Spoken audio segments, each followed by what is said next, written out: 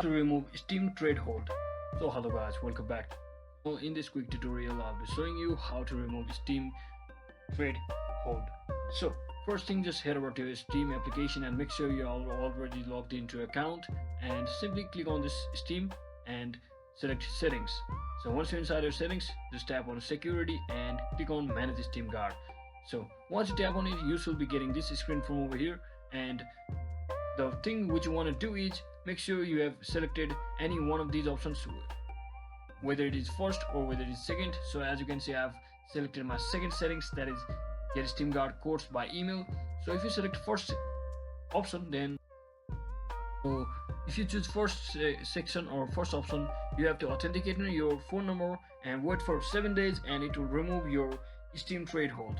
So that is it for today guys. I hope this video was informational. If it was, don't forget to like and subscribe to the channel. See you on the next one.